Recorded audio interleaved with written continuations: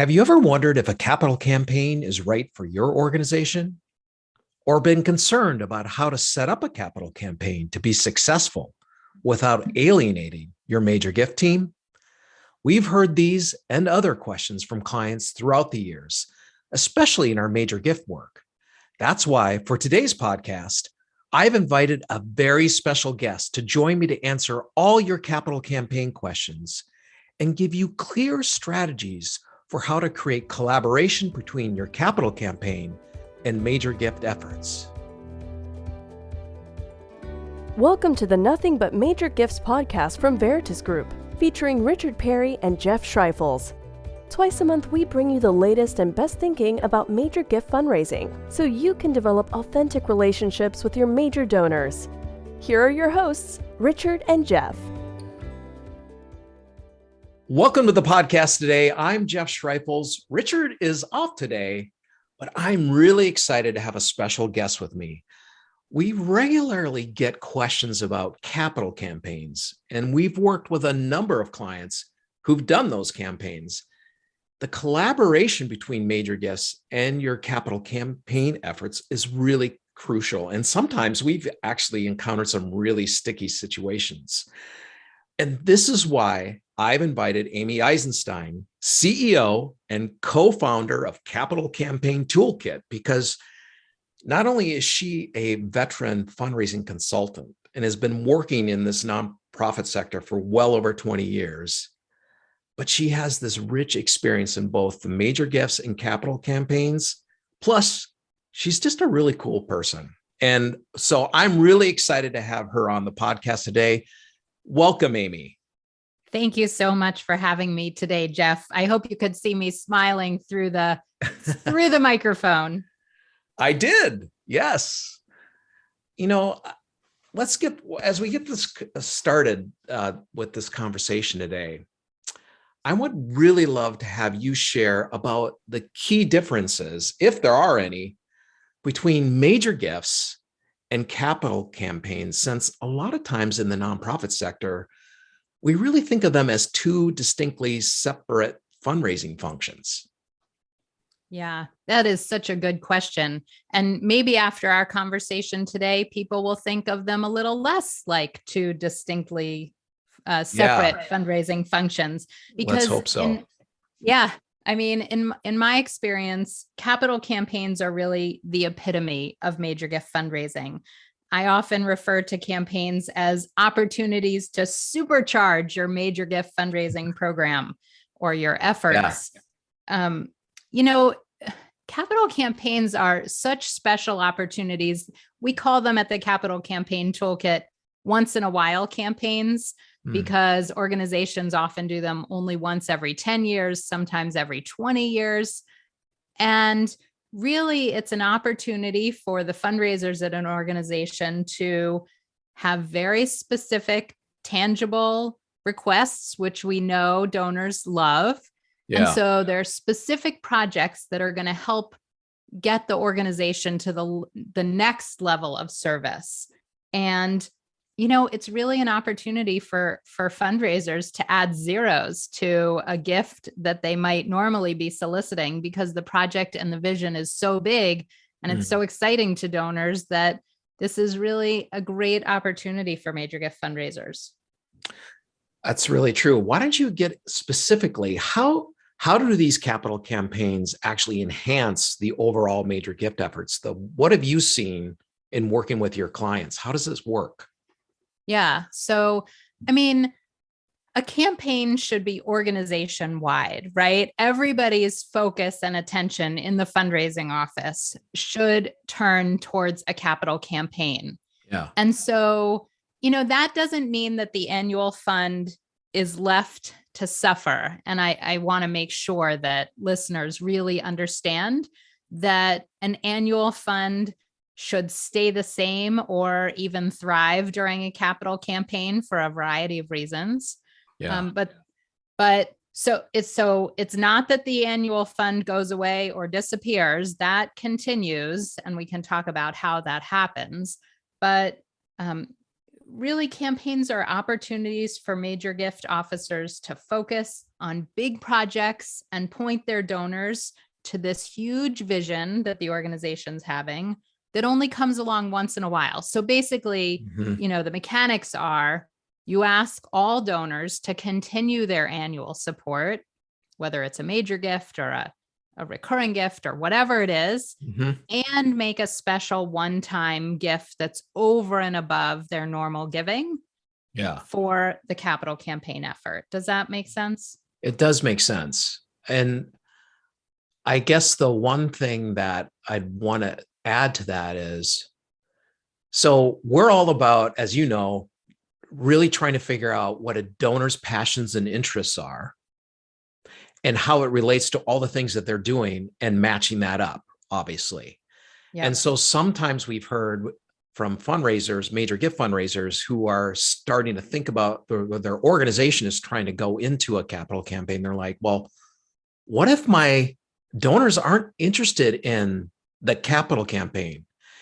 And what I've witnessed, though, is if you're really good putting this capital campaign together, it's going to have multiple offers within that campaign that pretty much every one of your donors has some interest in.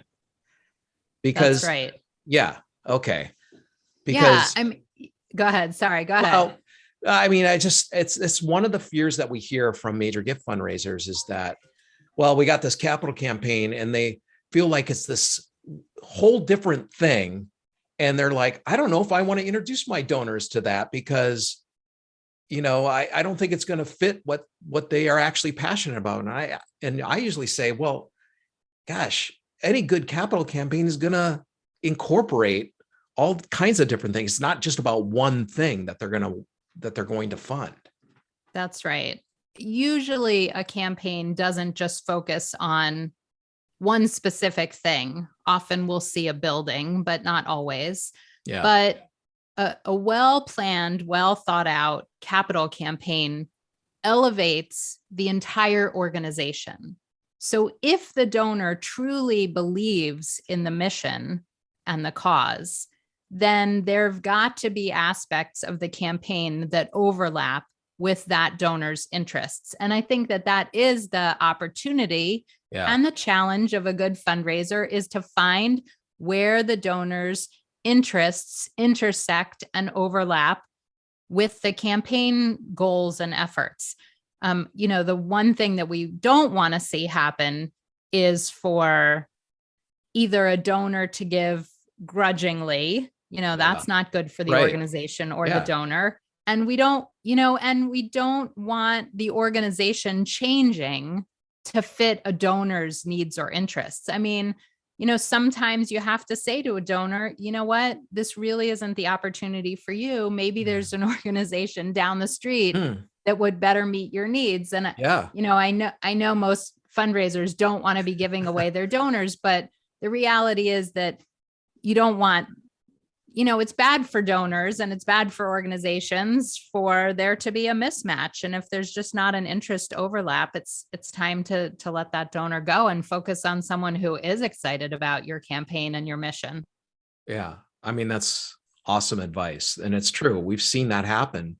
And, when you do something like that, it usually comes back in a good way towards the organization. When you're focused on the donor and their needs, that always works. Yeah. Yes. Even if it means that the opportunity isn't right for them this time, you can go back to them next time. But, in my experience, really, if a capital campaign, like I said, is designed to elevate the whole organization to the next level of program and service, which it should be, if the donor really does care about the mission, 99% of the time, the campaign's going to be in line. If it's a long-time donor, it should line up. But if you can't find a match or an overlap, you're going to find yourself in a rabbit hole, and you probably want to say, okay, I shouldn't be spending all my time with this donor anymore. Yeah. Another thing that I'm really interested in is with capital campaigns, the whole thing about a feasibility study and how they could be a really great opportunity to engage the key donors in your organization prior to the campaign. Talk about how that works and why it works and what you've seen with your clients that you work with. Yeah. I mean, to me, the feasibility study is really the ultimate opportunity to engage your donors prior to a campaign. And it really is an exciting opportunity and a unique opportunity because it's a chance to invite some key donors and community leaders to be insiders. Yeah. And really insiders for the campaign, right? They're the first to see the campaign plans. They're invited to give their feedback. Yeah. I mean, often when we talk about raising major gifts, you'll know this, we want to ask our donors advice and get them engaged and get them involved. Exactly. And there's no better opportunity than a feasibility study to do that. So that kind of like ignites maybe the passion behind it, obviously, you know, and you really, when you hear all that great feedback from donors, I would wonder, how do feasibility studies also help kind of reignite maybe lapsed major donors as well? I mean, is that part of it as well?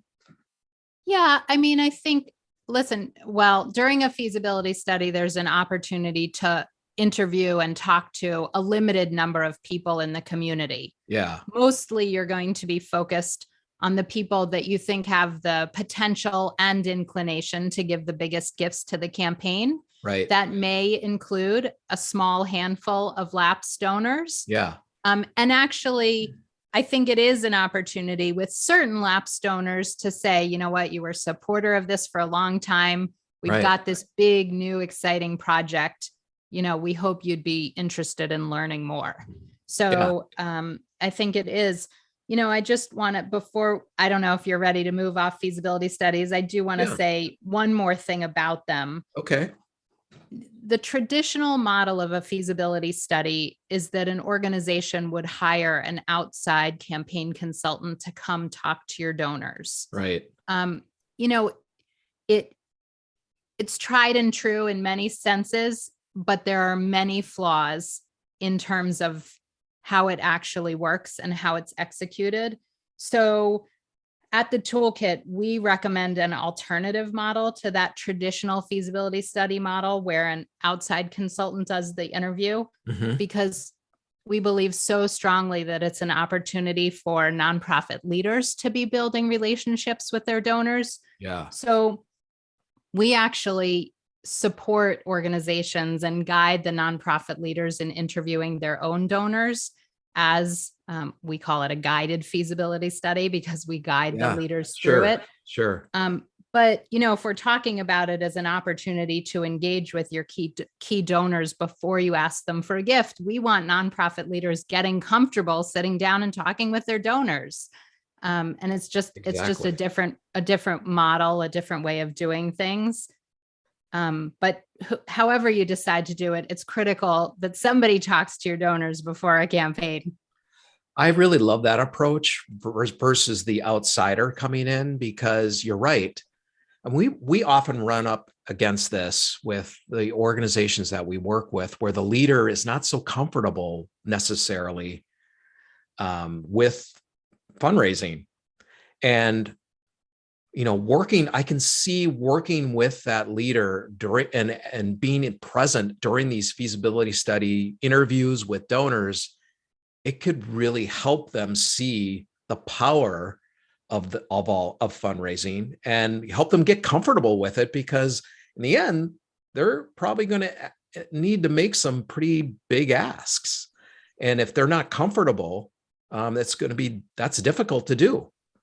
Yeah, I mean, it's nice to let nonprofit leaders go have these conversations because they know specifically that they're not asking for a gift. So it takes that added pressure off the table. Right. You know, we do prepare them very well and role play and practice those conversations, provide them with questions that they're going to ask. But ultimately, it is a less charged situation because they're not asking for a gift, and they do get to build some rapport with a donor and practice having those pre-campaign conversations. It's a really great model. Yeah, I love that. So let's start talking about how major gifts and capital campaigns really can integrate together and kind of dispel any fears for major gift officers around the capital campaign. So talk about who actually manages the donor relationships during capital campaigns, because that's one of the fears that MGOs have around this, is that somebody's going to come from the outside and they're managing the campaign, and all of a sudden they're, in a sense, quote unquote, taking their donors away. So address that fear. Yeah, that's so interesting. It's such a good question. And I think, that in a well planned out and executed campaign, major gift officers should not be losing their donors, but they should be invited and encouraged and required to be asking for major gifts for their recurring gifts and for the campaign, and a special one-time campaign gift. So, we encourage all of our clients to have the whole team working together collectively to raise money for the campaign and for the ongoing operations of the organization, and everybody needs to be involved. So your question is about who manages the donor relationships. So I think whoever normally manages them, whether it's the development director or major gift officer, the CEO may manage a few relationships, but ultimately the CEO, the executive director, the board chair, the campaign chair may wind up asking for a majority of the biggest gifts. Yeah. But the major gift officer still plays a key role in setting up those meetings and doing follow-up and tracking and in helping. They're really the ones that are managing the relationship. Even if they don't do the ask, they're still in charge of that relationship. Does that get at what you were thinking about? Yeah. I think that. So what I'm hearing from you is, hey, this major gift stuff and the capital campaign stuff it's all related together. It's not like you have to change anything. You're still managing these donor relationships the same way. You just now have some incredible offers to inspire your donors with that maybe you didn't have before. That's exactly right. It should be seamless, honestly. Major gifts and the capital campaign should be fully integrated with one another. And, the donor may give to multiple things, to various things. They may give a gift to annual operating, or, the operating fund, as they always have, and they may give a special gift. And that's going to be bundled into one ask opportunity. Yeah, exactly. So this is interesting, because I feel like your approach, Amy, and the capital campaign toolkit has a very different approach than traditional capital campaign companies out there. What I would like to know, what do you see as the major differences between the traditional ones that, and we all have heard of those, versus what you and your team are doing with organizations? Because the way you're talking about capital campaigns is different than what I've heard from other folks. Yeah, thank you so much for asking that question. We really do see ourselves as a different model than the traditional capital campaign consultant who comes in and does everything or takes over. Right. We're starting with the belief that the leaders at the nonprofit organization, both the staff and the volunteers, should be in the driver's seat of the campaign. They know their donors, they know their mission, they know their programs, they know the community better than any outsider ever could. And what we do is we're a support system for them. We give them the tools, the resources, the guidance, the advice, the cheerleading, the accountability, everything that they need to run a successful campaign. We're not leaving them out in the wind high and dry. It's not a do-it-yourself situation. We're there to hold their hand and guide them every step of the way, but they are the ones who are in charge. They're leading the campaign because it's their community and their organization. And we're just there to give them the support and resources so that they can do it successfully.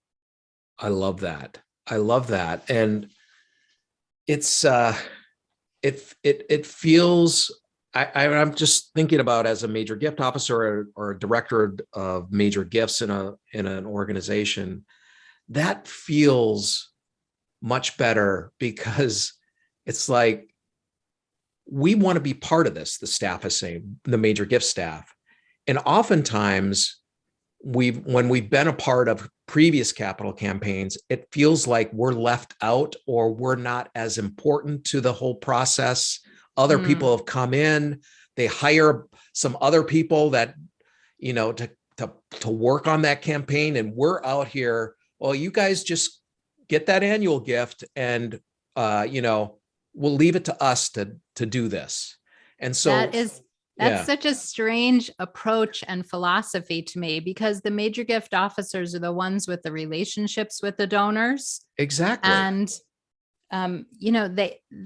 that is so strange to me, because the biggest donors and the most loyal donors to your organizations are the ones who are going to carry the campaign.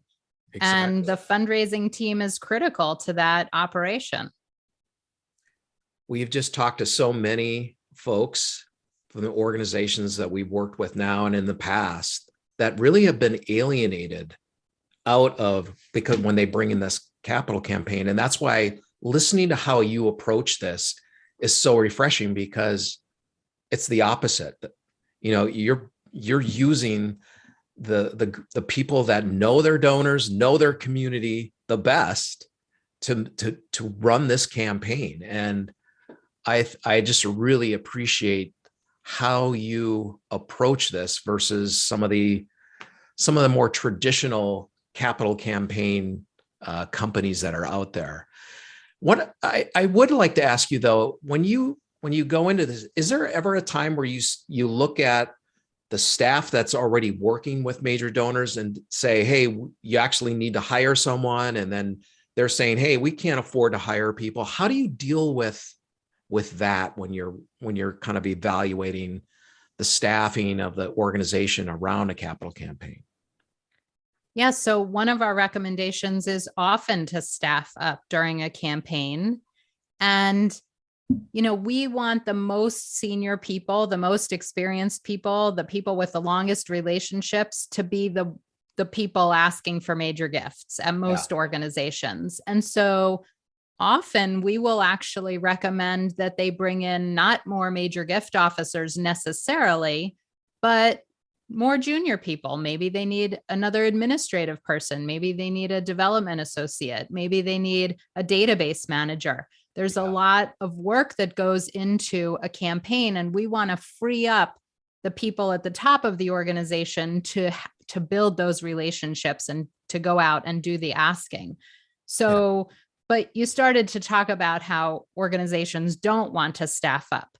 Right. So in the nicest possible way, we say, all right, you're raising whatever it is, $1 million a year now, and you want to raise $5 million a year for the next 3 years, 5 times as much without any additional staff or resources. I mean, it's just unrealistic. So let's look at how we do that. And there's actually a pretty simple formula that we use. Okay. And that is, whatever the campaign goal is, we build a campaign budget of, starting point of 10% of the campaign goal to be used over 3 years for things like staffing up.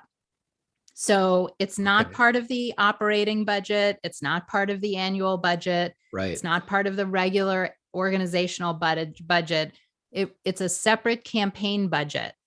And so then when you look at it that way, there is funding for staffing up. And, ultimately we hope that they'll have grown their fundraising operation enough throughout the course of the campaign that they'll be able to keep those staff members and integrate them. Yeah. And so what we do is we say, okay, in year one of the campaign budget pays for 100% of those campaign new staff member salaries. Right. In year two, the campaign budget pays for 2/3, and the operating budget takes over 1/3 of the salary. In year three, it flips, and 1/3 of the campaign budget pays for them, and then 2/3, so that by year four, the organization has grown enough that the operating budget can withstand the addition of the new staff.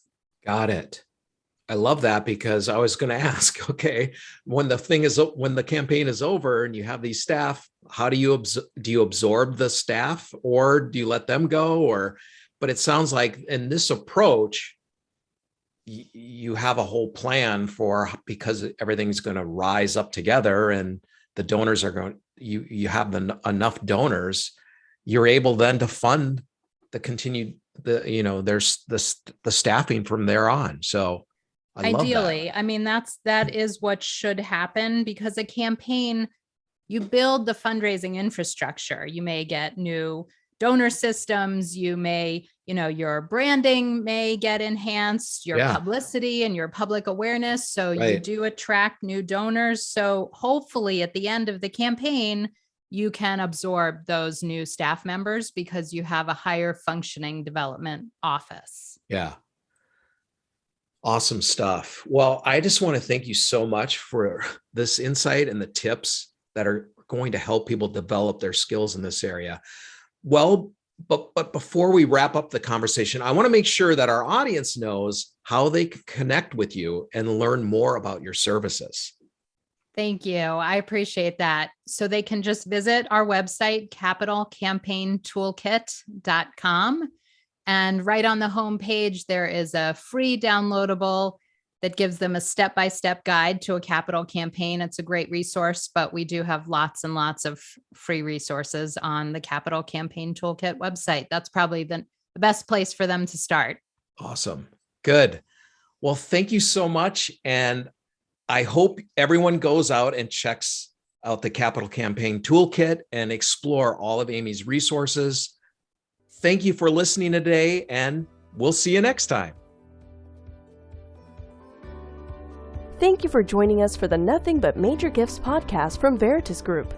Richard and Jeff also write an ongoing blog that you can subscribe to for free at veritasgroup.com. Please join us again next time.